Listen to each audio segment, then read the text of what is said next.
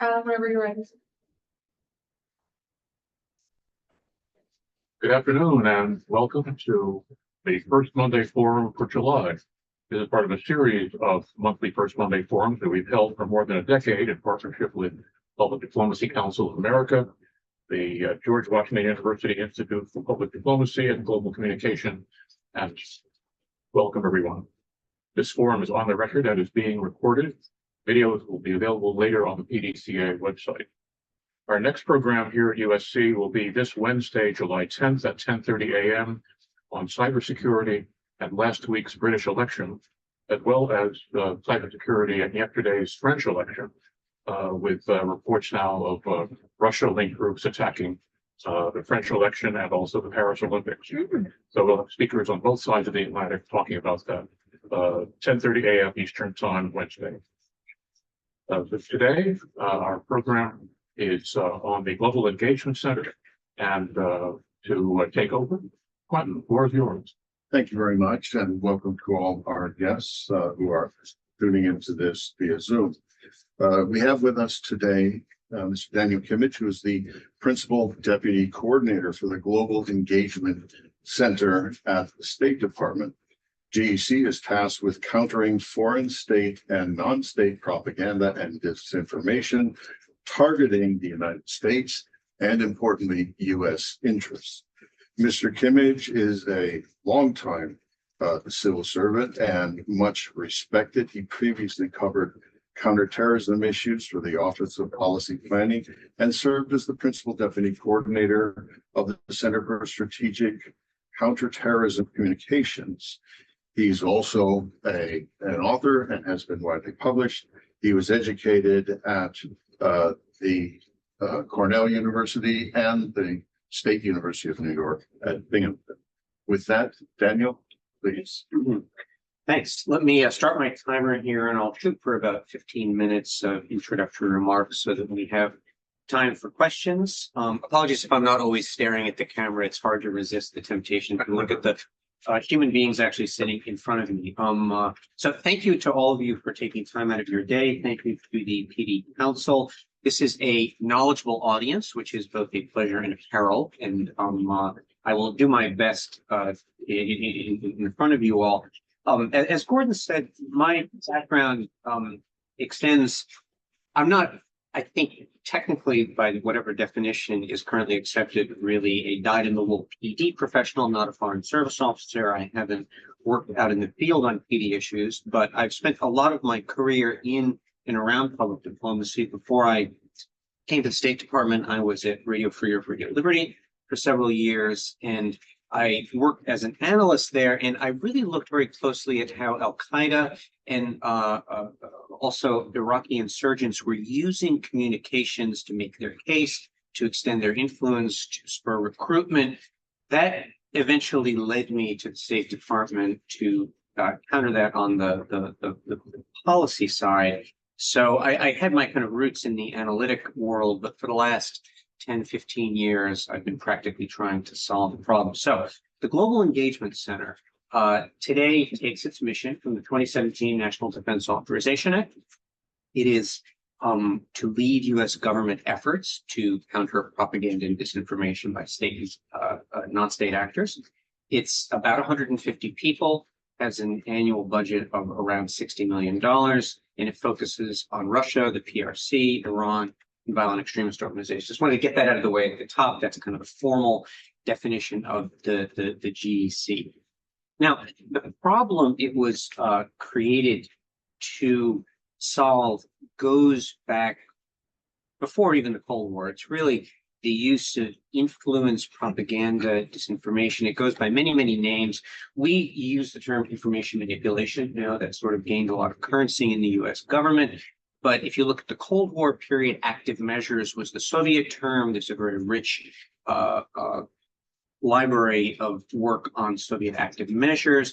There's a lot of academic work on malign influence, but what we're really talking about here are corrupt, coercive, clandestine, and mendacious uses of information for influence purposes. And sometimes you get all of them mixed together. Sometimes you kind of get one element or another. The main practitioners are really Russia and the PRC. Russia has probably the longest tradition of using information for influence. The more recent iterations are really well covered. There's a 2016 RAND report called Fire Hose Falsehood. The Global Engagement Center has actually done in 2020 a very comprehensive report on the ecosystem of Russian propaganda and disinformation. But it is primarily a disruptive and destructive actor. Russia seeks to undermine faith in the integrity of the information environment. It seeks to undermine support for various causes. It seeks to sow dissent. It uses every possible technical tool to do so. But Russia is primarily, not exclusively, for domestic audiences, they do articulate a positive message. With international audiences, they sometimes do as well, but primarily they are seeking to disrupt and undermine. The PRC operates quite differently. The signature report on this was probably the 2020 Freedom House report on the PRC's global megaphone. More recently, the Global Engagement Center released a report on the PRC's effort to control global discourse. And those are really the highlights there. If Russia is seeking to undermine and disrupt, the PRC is seeking to control and propagate its message of the PRC as the leading, responsible, constructive, creative power. And they've invested billions of dollars in an apparatus of everything from TV stations to media outlets to do this. Smaller actors, you have Iran, which is kind of a smaller combination of Russia and the PRC. It does seek to disrupt, but it also seeks to propagate its message more on a regional basis and often with sectarian flavor. And then you have violent extremist organizations like Al-Qaeda, like ISIS, which are still there, and they are more niche players. They are generally seeking to recruit from a smaller audience, and because they lack the resources of state, they are much more dependent on creative uses of technology. So let's come back to the Global Engagement Center.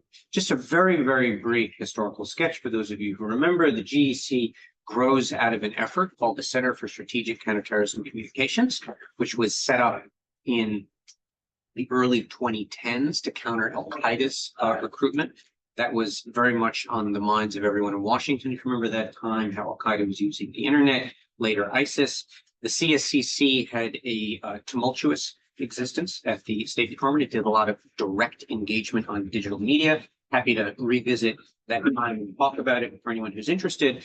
But it was focused on counterterrorism, and it was really engaged in the direct communication space. So it had people who went online in Arabic and other languages and were acting as kind of State Department, and they contested directly some of the Al-Qaeda propaganda and later ISIS propaganda. That was a controversial effort. It had its supporters, it had its detractors.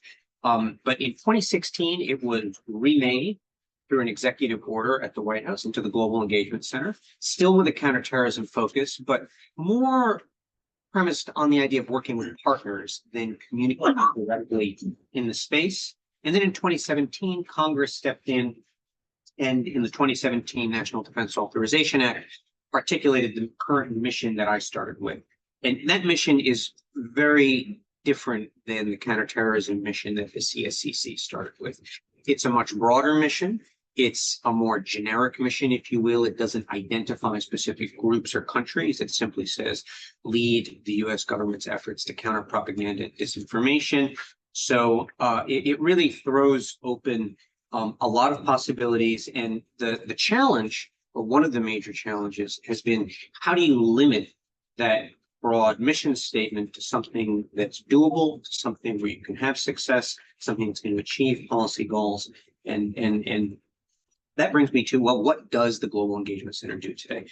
Let me do one brief preamble and say what we do not do. We do not look at the information environment in the United States. We're not focused at all on the US. We don't operate in the US. We don't seek influence the US. We are totally separate from all of the domestic environment that comes from our legislation, that comes from the State Department authorities. So the Global Engagement Center is outwardly focused.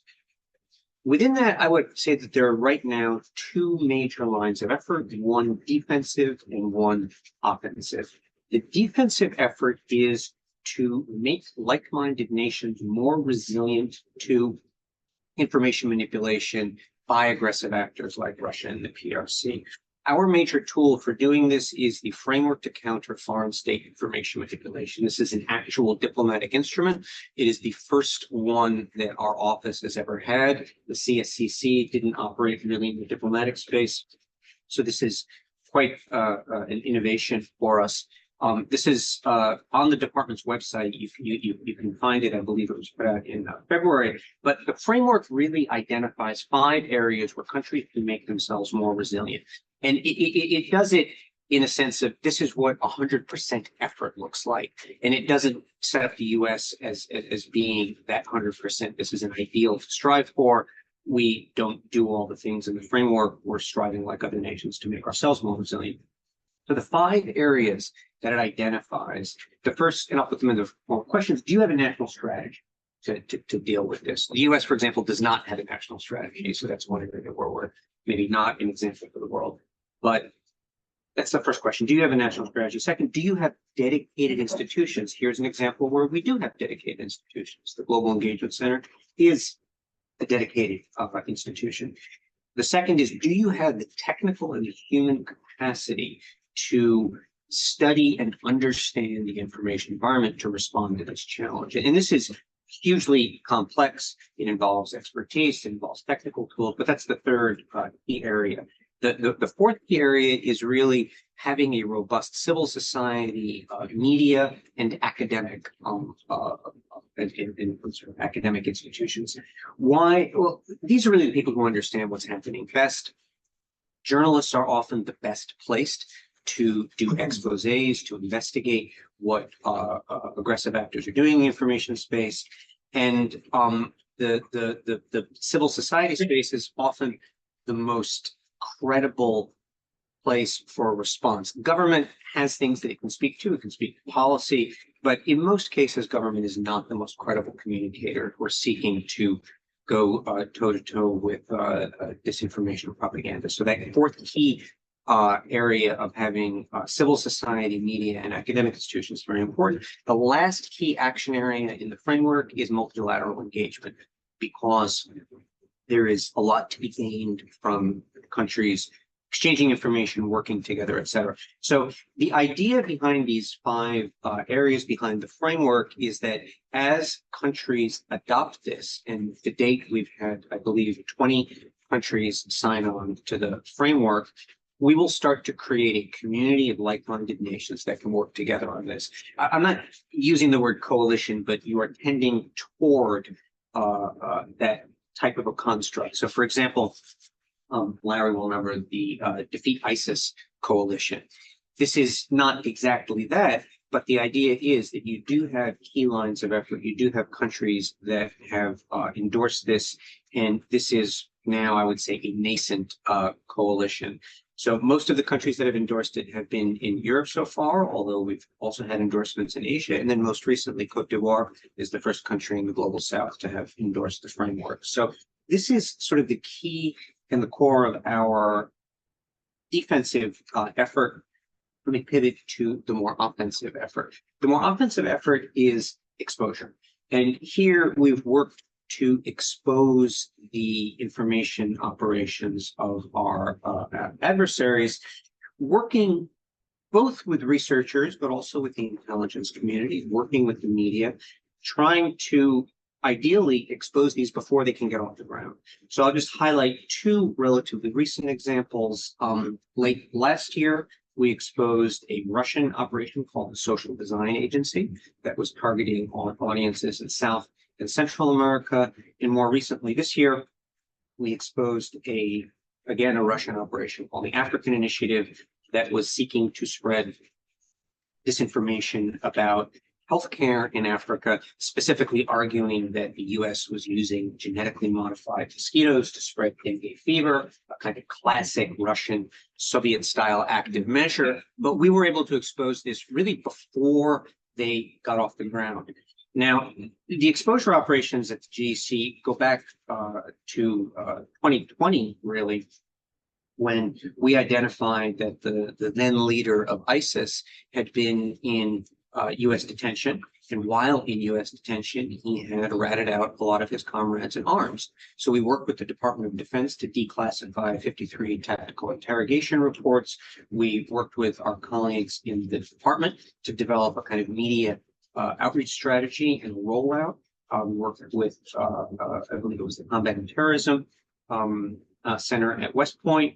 And we helped and facilitated to make these materials public so that people could see the truth of the ISIS leaders. That was Al Mala in 2020 and 2021. And now more recently, we've been working to expose Russian information operations.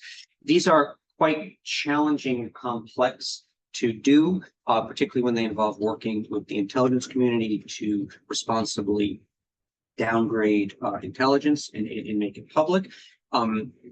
You all follow what's happening in Washington, and I'm sure have seen the more aggressive efforts the U.S. government's made on this front since the days leading up to the full-scale Russian invasion of Ukraine.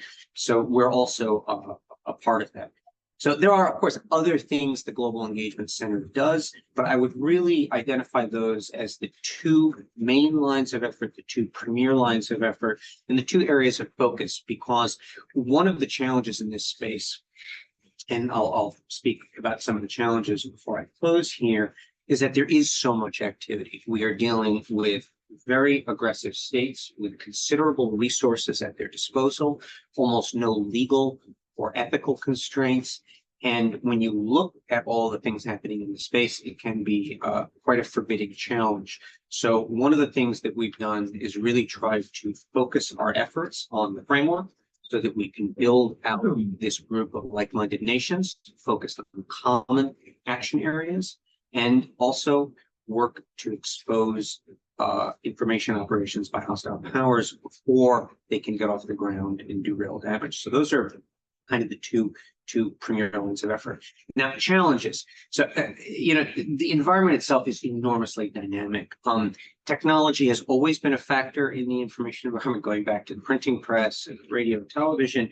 It is more of a factor now than it has ever been, simply because it is moving so fast, and the capabilities that are coming online are so rife with possibilities, both for misuse and also, happily for responsible use. But we are deeply engaged in understanding, what experts call the affordances, what these technologies make possible, of artificial intelligence, of the generative AI and its ability to produce convincing looking images, et cetera. What are the authentication technologies? How are these being used and exploited by adversaries? And what are ways that they might be used responsibly to safeguard the integrity of our own information space? So technology is a very, very big part of what we do. And it's also a tool we use to help to understand the information environment so that we see what's going on. I talked a bit about Russia and China at PRC and what they're doing. I will flag one significant development, which is that there is more what I would describe as narrative alignment between and among our adversaries than there was in the past. This is not true of every issue, and it's not true in every environment, but there is considerable, I would say, articulation of similar messages, which are basically blame America first. Whatever's bad in the world, it is America's fault. If it is dengue fever, somehow the Americans are behind it. There is a really significant ecosystem of Russian and PRC funded media outlets that can pick up on almost any narrative that's anti-American, and not just promote it through official means, but also launder it through proxies, amplify it with bots and other technical tools. And most of this proceeds without a need even for active coordination. So this is a really significant challenge, and one we're seeing more and more. So that brings us to our challenges, and two that I would flag for the Global Engagement Center, but also the public diplomacy enterprise more broadly. Very limited resources. We know that the PRC is spending billions of dollars. There are varying estimates on what Russia is spending, but it's potentially in the low single-digit $1 billion based on some academic estimates.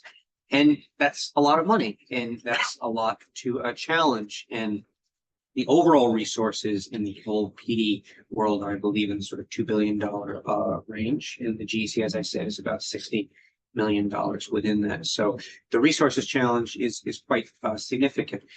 I talked a bit about trying to limit and scope the mission, but even so, it is a huge challenge. And then lastly, there is a very specific bureaucratic issue that I should mention, which is the GEC's legislation does include a sunset clause. So if there is no congressional action between now and December 24th, on December 24th, the GEC will terminate. Now, the mission itself can, of course, be continued, but this is a specific legislative mandate that we certainly hope will be extended potentially in the context of the NDA.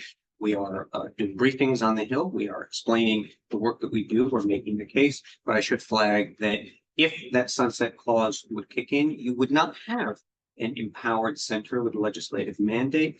You could potentially lose expertise and leadership, not just the department's leadership, but the U.S. government's leadership. And you could have a certain perception of flagging U.S. commitment to the information space. So I would be remiss if I didn't mention the sunset clause. But let me close on an optimistic note, which is, I was a sort of incomplete history PhD student. I never wrote my PhD, but I was a history student at Cornell. And, the post-World War II period, I think, holds some lessons for us today.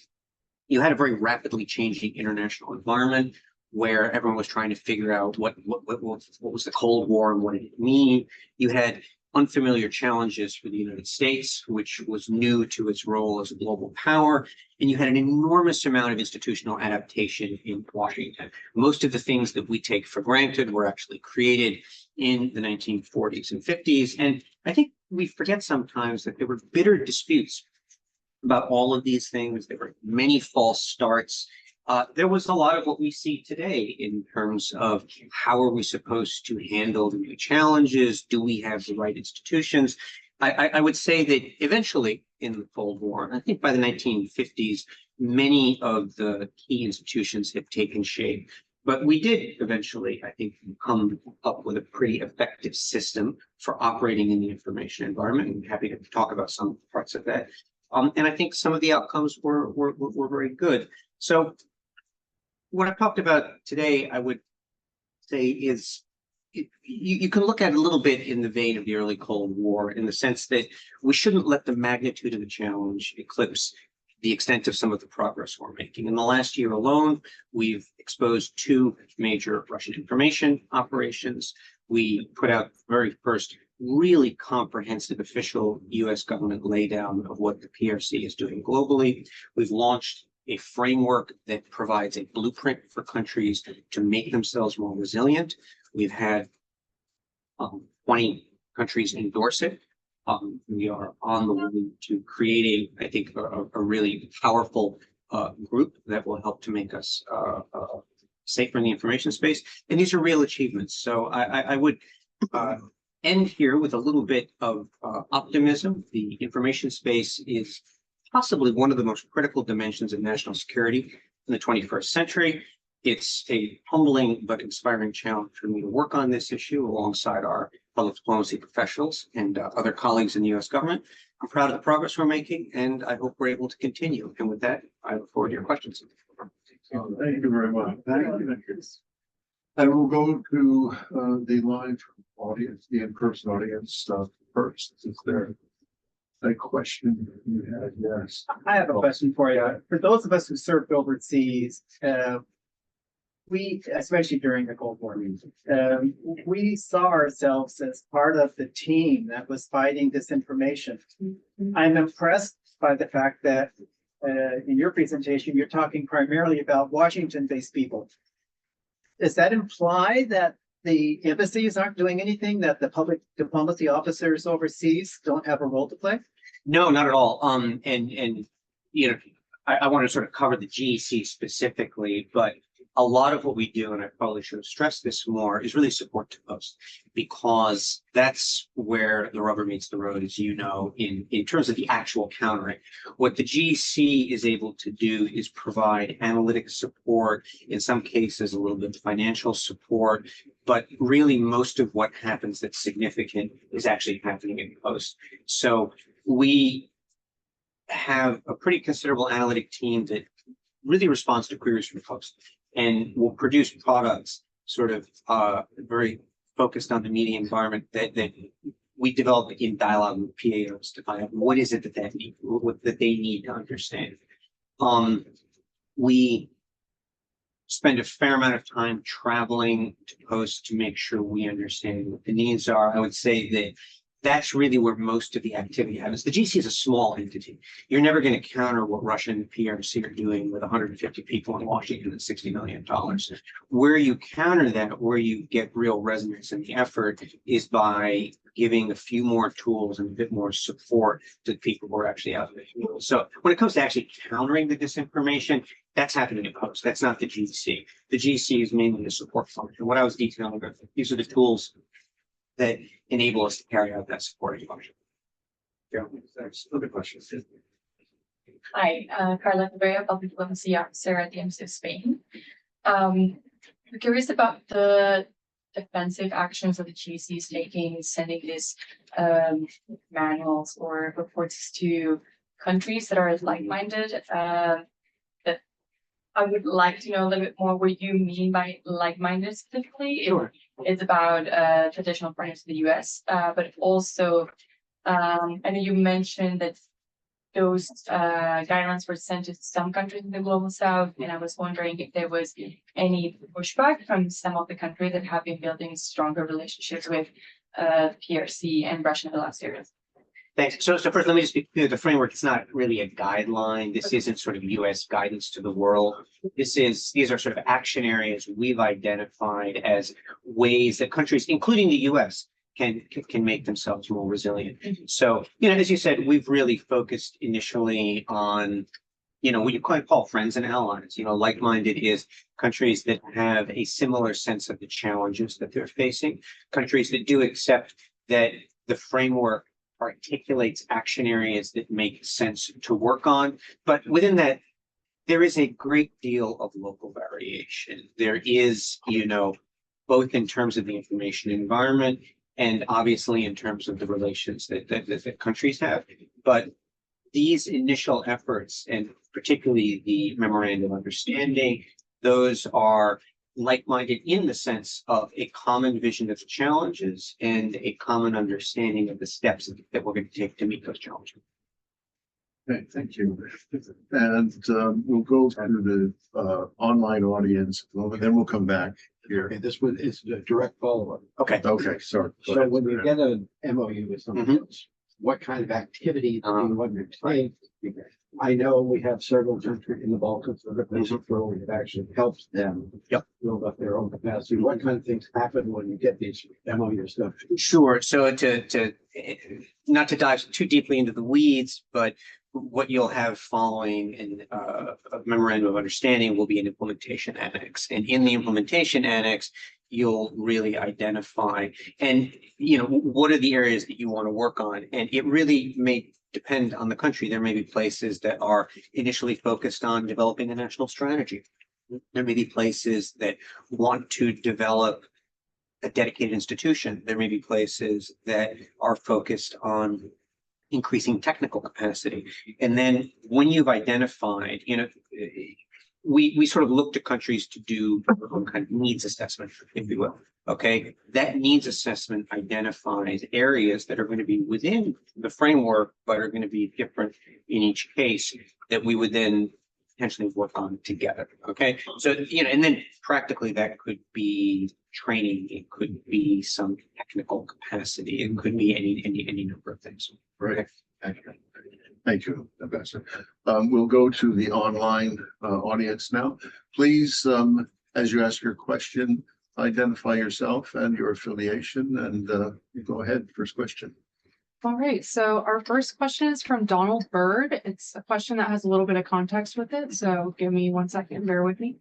So last night, 60 Minutes aired a follow-up about the somewhat misnamed Havana effect, which describes electronic signal/beams that have been harmed or that have harmed a number of government workers over the last several years. The man speeding the electronic equipment in the Florida Keys, CBS said, served his prison time in a U.S. prison and then went home to be sent to Ukraine to be killed. How does this fit into your Russian disruption theory?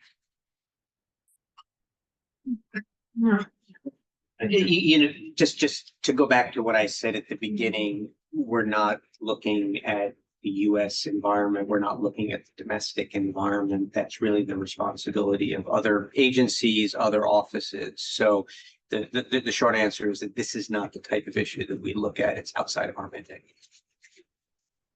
And then I have a question from Joe Johnson, who is one of PDCA's board members. Is there any discussion of a plan B in case the GEC does sunset?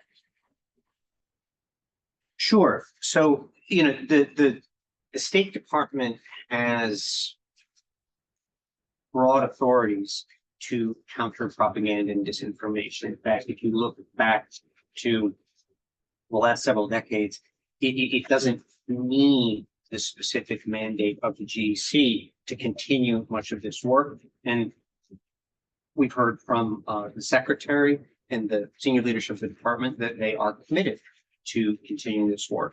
So there is the very specific benefit of a congressional mandate, but even in the absence of that, the department leads and does many things where it doesn't have a specific congressional mandate.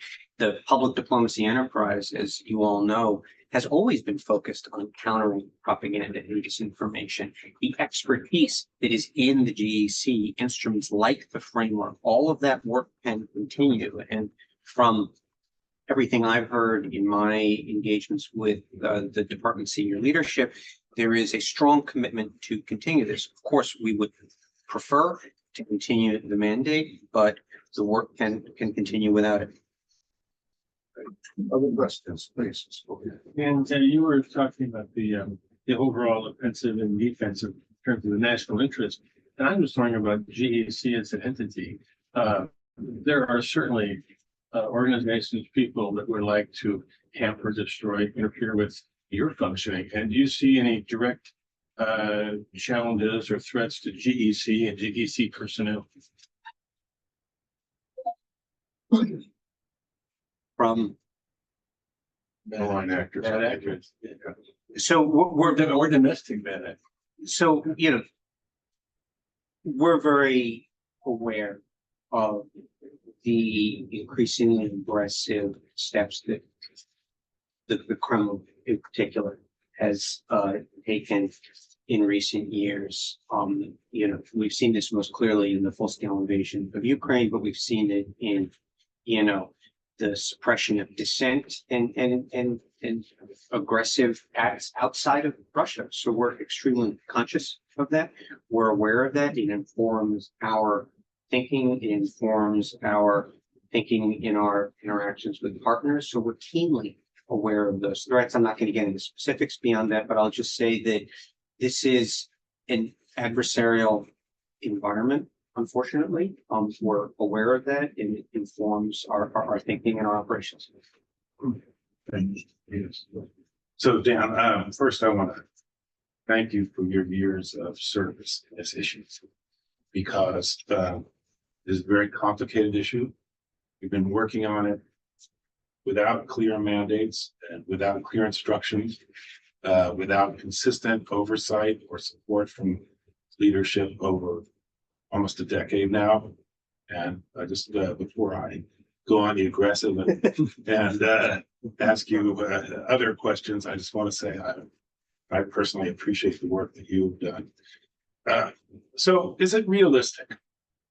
Is it realistic that the United States can meet the mandate that's written in your language, given the large number of people? I don't want to use the word information space. It's kind of a ridiculous word, but the wash of language going back and forth through social media in the world with so many people involved, very difficult to figure out. The ideas that you focused on are two, the ones that I see anyway from your presentation.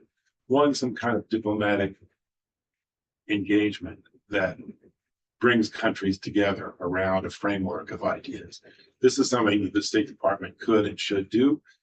Sounds like a very good idea. Only got around to it this February, and it asked people to have free press and active, community organizations. In 30 years in the Foreign Service, I think I served in one country like this. Very few, in other words, European countries primarily are places where those kind of criteria can fit. So if the goal is to have European countries focus on Russia's disinformation, that's fine, but there's so many other countries and so many other ways in which the flow of information is being disrupted by state actors and non-state actors. So India, Israel, Pakistan, other countries are finding ways to engage their citizens in political issues or to themselves engage in political issues that create distortions in the information space. So I'm wondering, how do you, why have you not been looking at all the rest of these countries? And what have you done to publicize what you have already learned? In other words, if you've identified these 3 or 4 things that Russia has been doing, why are these things not more clearly articulated and put out there for American citizens to know and understand, particularly when we're hearing all this time that the Russians are busy trying to interfere in our elections? And of course, that's generated a whole series of public demands by our leaders. So narrowing the focus of the diplomatic effort and realistically trying to deal with these big flows of information everywhere.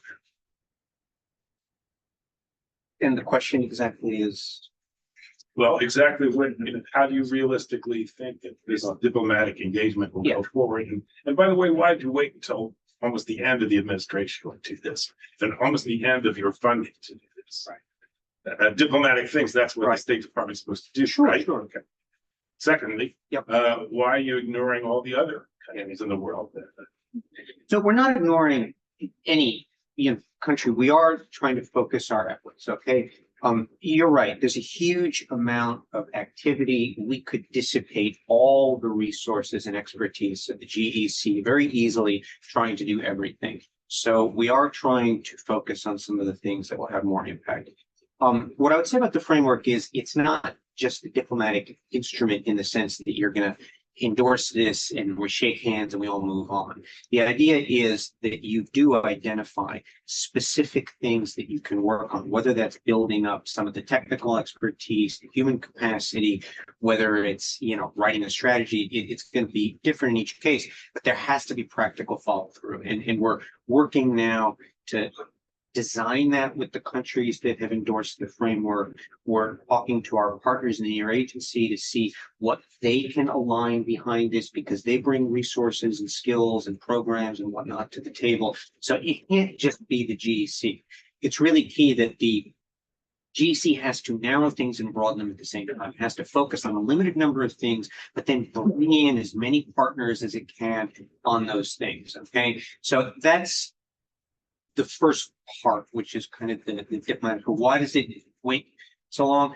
These things take time. I mean, but freedom of information and civil society. It's not just freedom of information and civil society. It's the idea that, for example, within journalism, is there support to investigative journalism? Is there a backbone of investigative journalism in some of these specific areas where, for example, the PRC is manipulating and monopolizing the narrative environment? It's not just sort of civil society writ large. It's very specific skill sets and activities within that are exposing adversarial propaganda and disinformation, et cetera. Okay, so it is pretty targeted within that. So I think that there's a lot you can accomplish with this specifically. Yes, you can critique it that it's too government to government, it's too late, there's any number of things, but I would venture that just in the time that I've been there, it's a pretty significant advance over where we were even a few years ago, and one that I think could really begin to bear fruit in the next couple of years. It took us a while to get the counter ISIS coalition off the ground. These things do take a certain amount of time. And then in terms of, what are you going to do when there are billions of people engaging in innumerable interactions online and things? Once again, we have to look at what are the major foreign policy objectives and where is it that Russia, PRC are using propaganda and disinformation to make our lives more difficult. This is where we have a partnership with the regional bureaus. The GEC is not a policy entity in and of itself, and we take our cue from the people who have the lead to tell us, you need to focus here, you need to focus here. So a lot of this is a question of focus, but also you remember this. There was a time when the GEC was, I think, less connected to the core business of the department. It was sort of trying to do its own thing. Now, one big improvement that I've seen is we are more closely linked to the people who have their finger on the pulse. Focus on this problem. There are 1,000 problems, but this is the one that really matters today. Thank you. Ambassador, Mr. Powell had his hand up first, Okay, and then I'd like to go to online, then Mr. Botello, and then you. Does that work? Okay. that's fine.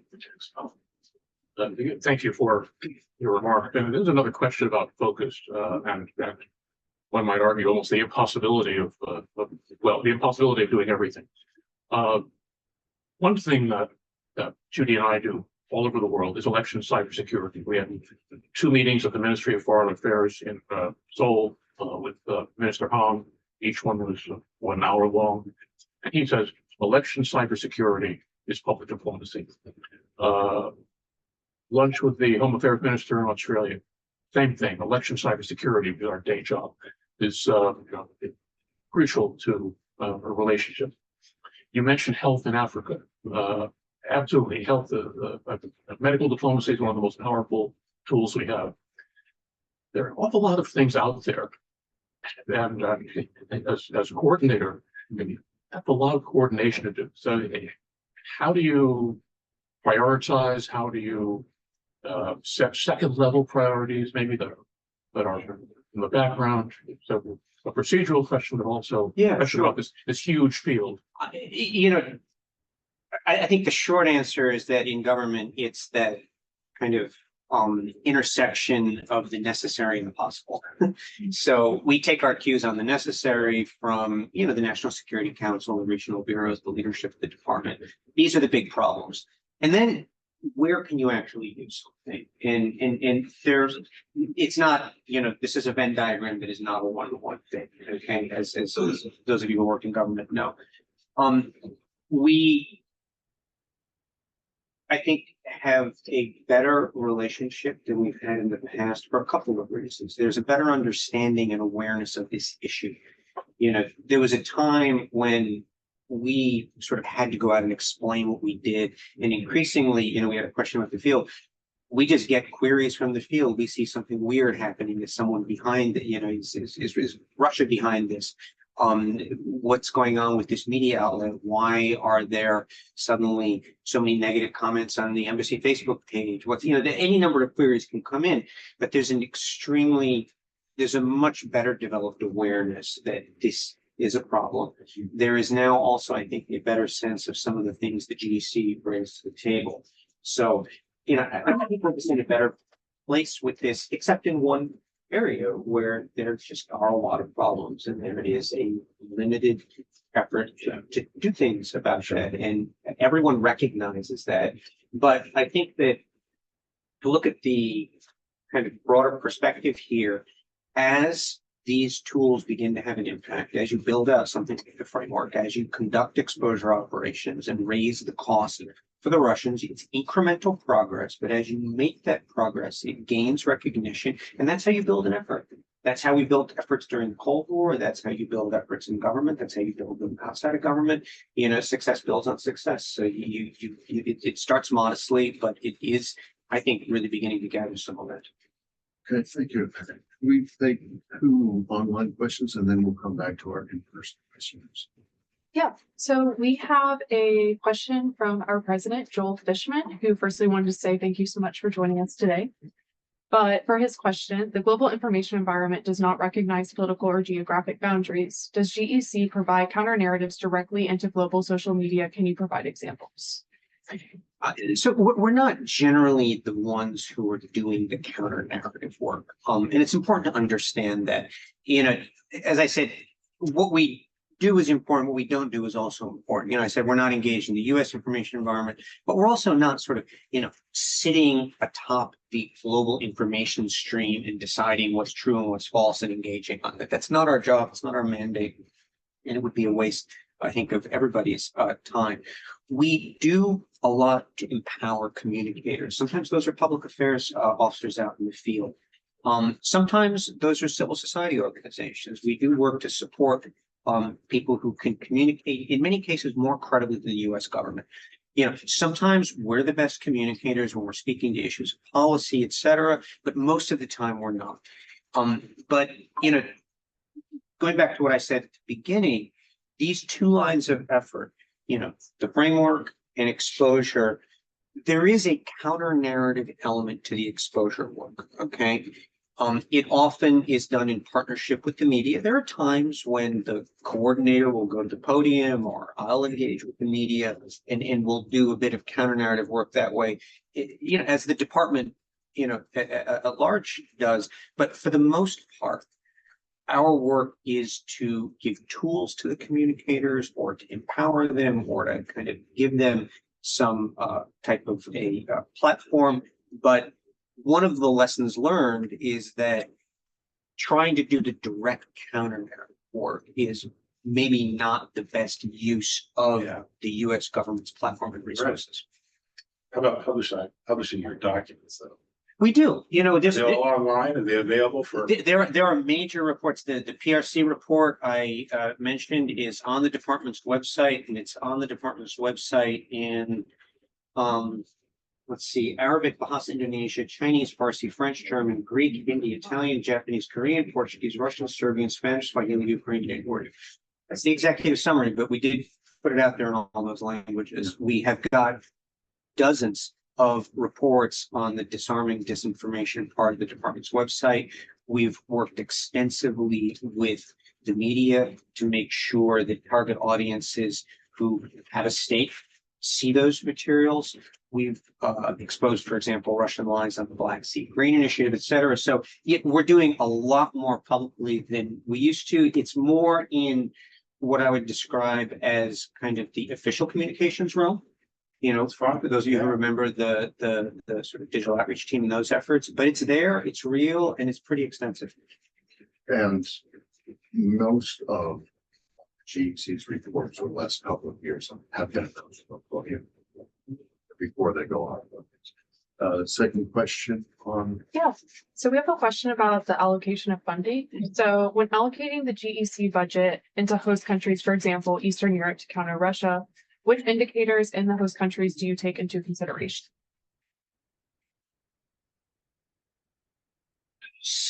I'm not 100% sure what you mean by indicators, but we're looking to see A, is there a problem, and B, is there a way to solve it. So now, when you're dealing with Russia, in most cases there is a problem, but when we're looking to, for example, support an organization, there's a technical answer to your question, which is, when we provide a grant or some other form of support, there's a system for assessing, and evaluating proposals and panels, and we, of course, observe all of that.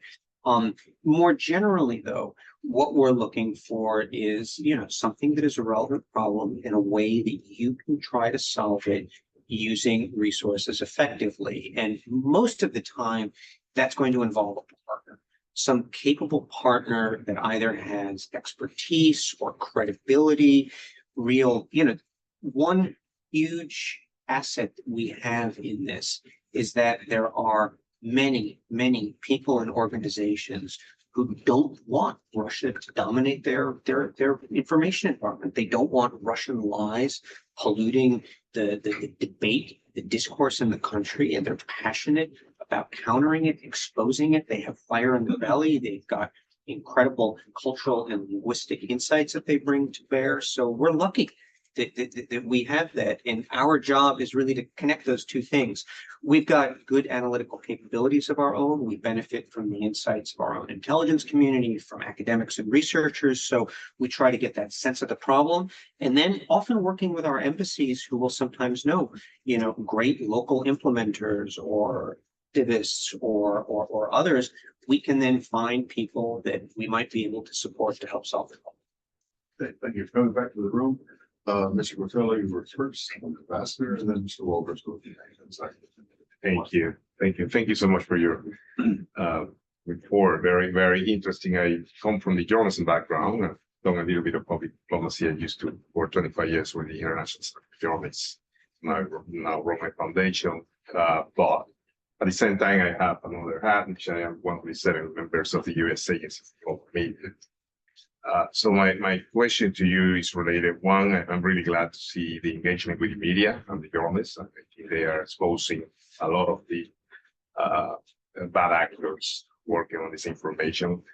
One question is how much of your budget is to engage that? Look, because that's really the front line, right? I mean, the rest is the framework, which is you need to build all those coalitions. But at the end of the day, the front line is where the information is exposed. So how much of that budget is for that? And I know you have worked with RFP, and so I really thank you for that service. If there is any coordination or attempts to coordinate with all the networks of the USA Agency for Global Media, which, as you know, is one of the most important diplomatic tools of the United States. So to answer your first question, I would say that engagement with the media is a small part of our budget, but a big part of our bandwidth. Okay. And that's because, a couple of reasons. The coordinator of the Global Engagement Center is Jamie Rubin, who was the spokesperson for the State Department and has a great deal of experience engaging with the media. He knows journalists, and he's been out there in public. If you go and Google him at the GEC, he's been engaging. And we do engage with the media. We understand it's a great way to reach people. And I'm not even talking so much about the US media, but globally, it's a great way to reach people. But that's cheap, but it takes time. Okay. So it's a big part of our bandwidth. When it comes to international broadcasting and RFERL and Voice of America, we coordinate, but we coordinate with a very good understanding of firewall and the specifics of their mission, their need to maintain their journalistic independence and integrity. I'm keenly aware of that because I worked at RFERL. That said, we want to make sure that they understand what we're doing. We want to make sure they understand some of the things that we understand about how Russia and PRC, Iran, and other actors are trying to manipulate the information environment. And then they can go do with that what they will. They can use it to inform their programming or not inform it. They have their own mandate. But we talk to them, we coordinate. I still have colleagues there. I have a huge amount of respect for what they do. What I'll just say in closing is, on any given day, someone out in the world who is touched by some part of the U.S. government, it's probably broadcast by U.S. international broadcasting that they listen to, more likely than reading a press release on the department's website or hearing something someone said at a press conference or reading one of our reports. It's a very powerful tool, and it reaches millions and millions of people. Thank you. Ambassador. Yes, thank you very much for your remarks. Given the limitations on what you can do in the United States, how is Russian disinformation, Chinese disinformation, Iranian, I don't know if North Korea is involved in disinformation. How is that kind of disinformation in the US countered? And does GEC have a role in this at all? So the short answer is the GEC doesn't look at the U.S. information environment. We've got more than enough to keep us busy in, innumerable environments where all those actors are not just engaged, but, actively engaged, aggressively engaged, okay? Domestically, you have to look to the domestic facing agencies. We're at the State Department, we're part of the foreign policy apparatus, we're looking out beyond America's borders. So what domestic agencies? I mean, You have to look to DHS in more domestic agencies, but we're not, we're focused Can abroad. I ask a related question? Yeah. What about interagency cooperation? You must talk with other agencies and they must talk with you. And I would hope Right, on a regular basis. Because it's right, the intel agencies, the law enforcement agencies, DHS and others do have a mandate to look at these other things. And so they'll be looking for campaigns, not, in general. So how do you all, who coordinates everybody? Okay, so there are two answers to this. One, the GEC is a very interagency entity.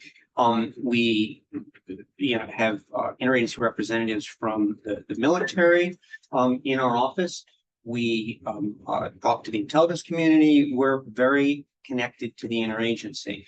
The second answer to your question, and the place where all of the interagency comes together, is the National Security Council. The National Security Council has, its forums, and we participate in those forums. And there are kind of, they differ a little bit from administration to administration, but basically, you sit down around a table and discuss the major issues and who's doing what. And we're a part of that. But the absolute majority of our interagency engagements are focused on how we make the whole add up to more than the sum of its parts outside the United States. That's really our focus. And I can't stress that enough, more than enough to keep us busy there.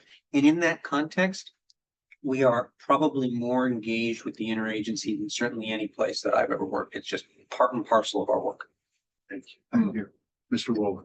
Yes, obviously using disinformation to advance national interest is not only effective, but a really cheap way to do it. And so our adversaries are going to continue to do this, right? And expand it. Given that, if the US government were to somehow come to a consensus that we were going to spend what it took to take this advantage away from them, what would that look like? Would it just be more of what we're doing now? Would it be advancing something completely different? Would it be giving a lot of funding to other nations, a la 1950s? What might that look like? And then, is there any like-minded partner out there that is farther along on getting to that understanding and sense of urgency than we are? That's a great question, and one that I'll admit I'm not perfectly prepared for. I wish I had, my wish list. Yes, I could pull out. you don't stay up at night dreaming about. Well, look, of course, there are many things that you could resource more completely. I think that there is probably a huge stack of reports with recommendations about different aspects of a public diplomacy enterprise that could be better resourced. You can always do more. What I would say is that there's an element of expertise and coordination here that doesn't scale immediately, and it certainly could be scaled over time. But we are building, I think, a very impressive cohort of experts, and we certainly could. And we're certainly getting better, but it's not just a matter of tripling or increasing budgets by.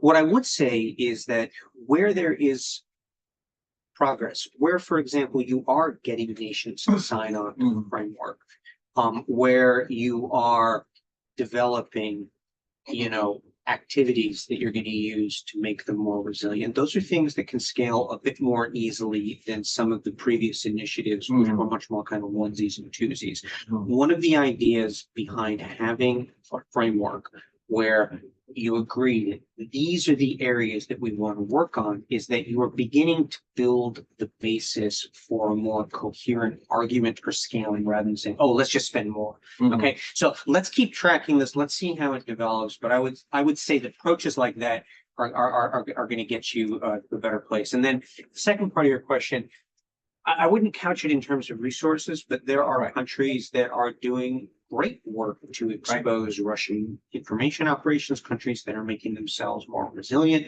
We've seen this in the Baltics. We've seen some of the Scandinavian countries do this. We've seen education initiatives in some of these places.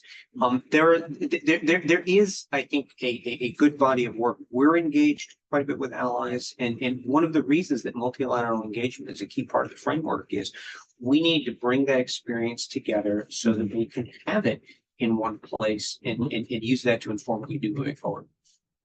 Thank you. If there is a short question from the online audience. Just close it to the room. Let then the room have the last if question. there are no further questions, I would invite Ambassador Wade to close for us. All right, thank you very much. That's been a wonderful presentation of what you're doing. And it is evident, I've seen over the past several years, this increasing presence of the results of your thoughtful analysis and studies. And I think a lot of people have been paying attention to it. And you laid this out well. We wish you all the best in the months ahead. Thank you. And notice your focus on things outside the United States. We got that and understand that. That's very important. But this is a vital part of what we're doing. And as a couple of our former senators have told us in some of their previous work, they see this as part of a united USG-wide effort, and their urgings of us in some of their discussions has been to make that a much stronger. And former Secretary of Defense Gates also, as you know, believes we have to be better at this as a U.S. government, where you're just part of it, but as a whole government, we have to be better at doing it. But thank you very much for presenting that to us. I also am supposed to mention that we're going to get together on August 5th, and we're having a session with one of the winners of our senior award for public diplomacy, our ambassador to Chile, Bridget Meehan, who was recognized for the work that she and her team did in taking a very important anniversary in Chile and turning it into a public diplomacy success. So I urge everybody to join us on August 5th, and the details of that will be coming out in the next several weeks. But this has been really valuable. Thank you so much for sharing what you have with us, and all Godspeed, or all good speed. Now let me say all good speed as you move ahead with your whole team. Thank you. Thank you. Thank you very much. Yeah. Thanks to our hosts. We always welcome these programs in person and virtually. And our next program here in person and virtually will be Wednesday at 10:30 a.m. Eastern Time on the cybersecurity in last week's British election, yesterday's French election, and attacks on the Paris Olympics. So until then, we hope to see you soon. Thank you.